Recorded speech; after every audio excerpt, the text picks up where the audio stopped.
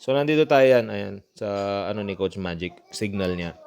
So, ang tatandaan mo lang dito is this. Sell. Then yung price. Then yung SL. Then, itong mga TP, pipili ka lang ng isa dyan. Per entry, isang signal lang ang pwede mong ilagay. So, pipili, habang pababa yan, pababa ng pababa ang chance na makuha mo siya.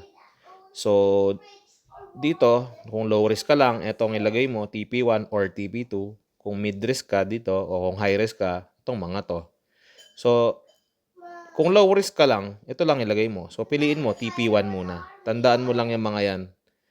Yung pips na yan, i-explain ko rin.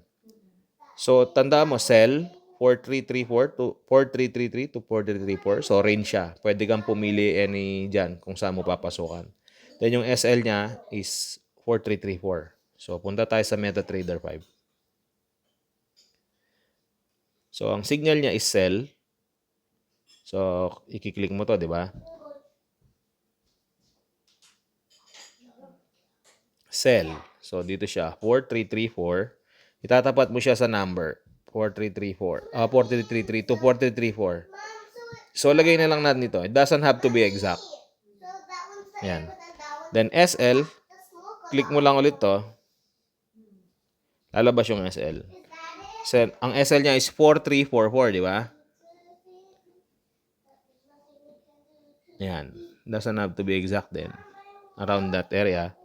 Then, yung TP1 niya, nakalagay 50 pips. Di ba yung pips?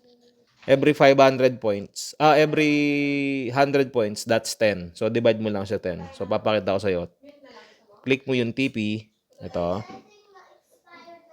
Nalabas yan. Then, if makikita mo tong points na to, yan yung pips. So, i-divide mo lang yan sa 10. So, if 50 pips, ang sabi niya, sa TP1 niya, that's 500 points. 500. Yan. Di naman kailangan exact, pero kung gusto mong eksakto, pwede rin naman. Mahirap lang kasi. Yan. So, ganyan yung setup niya. Then, kailangan mo siyang i-place yung order. Kiklik mo lang tong arrow na to, or sa iPhone, i-slide mo yung slider dito para ma-place siya. So, click ko lang yan. Then, place sell limit. Ito. Then, yan. Naka-place na siya. Hindi pa siya active pag gaganyan siya. Pag pending siya, naka-grayed out siya.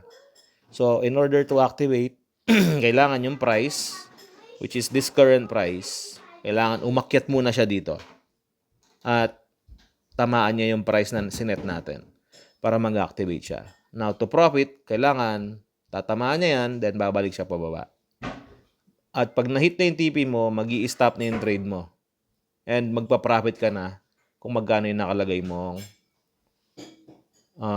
kita. Which in this case is 50 pips. So, yun yung kita mo. Sa buy limit, same lang sila.